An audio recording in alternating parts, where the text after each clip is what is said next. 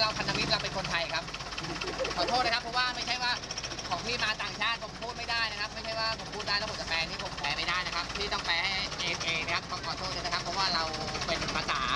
ที่ไม่ได้การร้องเรียนมานะครับต้องขอโทษด้วยนะครับอัมพวาเรานะครับเปิดศุกร์เสาร์อาทิตย์นะครับและทุกคนอยู่กันขัดกันเลิกนะครับก็จะเปิดเพียงแค่3 วันเท่านั้นที่เราสามารถมาเที่ยวกันได้นะครับคนก็จะเยอะประมาณวันเสาร์และวันอาทิตย์นะครับ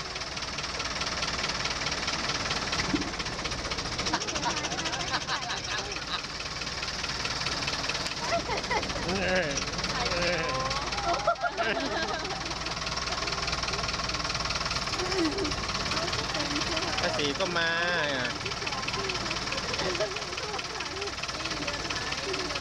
ซ้ายมือนะครับเขาเรียกกันว่าบ้านทองโบราณนะครับที่นี่ทองไม่ถึง 20,000นะครับ3 ห่อ100สามารถซื้อได้แต่ว่าเป็นทองม้วนนะครับไม่ใช่ทองใส่สร้อยนะครับแต่ว่าเราฟังเพลงจากเจ้าของร้านนะครับร้องเพลงสนุกนะครับแล้วก็ทานอาหารตามสั่งนะครับซึ่งเป็นลักษณะคือที่นี่นะครับมีที่บ้านทองโบราณนะครับแล้วก็จะมีบ้านพัก2 ฝั่งคลองนะครับเขาเรียกว่าโฮมสเตย์ก็มีรีสอร์ทก็มีนะครับ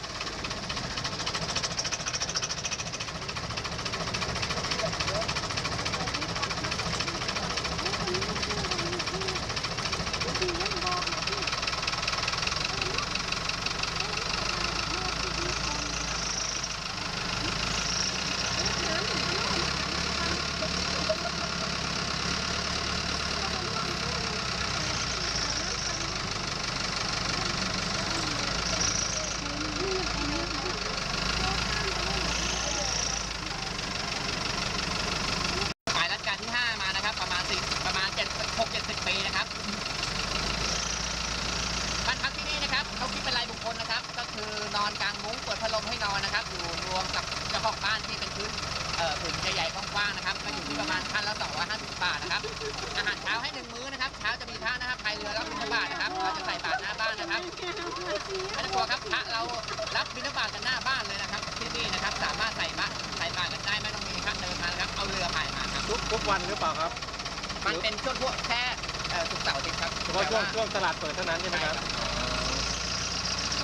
ก็คือศุกร์เสาร์อาทิตย์นะครับจะเยอะหน่อยน้อยเยอะลำแต่ถ้าเป็นวันปกติก็จะมีคุณตาแกลำเดียวก็คือช่วงระยะคือเหมือนว่าปริมาณรีสอร์ทเยอะอะไรเงี้ยเขาก็จะหมายกับว่าแบ่งกันว่าโซนว่าตรงจุดนี้ของวัดนี้โซนนี้ของวัดนี้ครับเดี๋ยวจะว่าทำไมถึงเป็นเช่นนั้นเพราะว่าบางทีบางครั้งเยอะเกินไปของพระของท่านองค์หนึ่งเยอะเต็มลำนี้ก็ไม่ไหวใช่ไหมฮะก็ต้องแบ่งว่า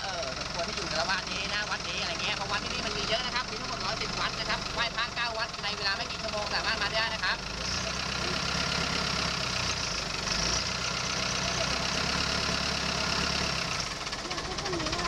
ทำไมถึงผมเรียกเจ้าคลองอัมพวาและคลองผีหลอกนะครับมันเป็นชื่อของเรือชนิดหนึ่งนะครับมันเป็นเรือหลอกผีนะครับเรือลำซ้ายมือนี่นะครับมันเป็นเรือลำนี้นะครับที่เรือกุ้งปลามันจะกระโดดกระแทง2 กระท้อนของสีขาวนะครับลงเรือลำนี้นะครับที่เขาจะพายในข้างหน้าที่เราจะถึงนะครับคือคลองผีหลอกมันเป็นเรือต้นชื่อนะครับของเรือที่ทำให้กุ้งปลากระโดดลงเรือได้นะครับเขาเรียกเรือผีหลอกเรือหลอกกุ้งหลอกปลาฝ่ามือนะครับโรงแรมของคุณชูชัยนะครับที่ข่าวออกเป็นประจำนะครับ5 ดาวนะครับไก่ย่างสามารถเรามาเที่ยวในวันข้างหน้าที่เขาเปิดให้ครบนะครับกำลังก่อสร้างอยู่นะครับโรงแรม5 ดาวนะครับ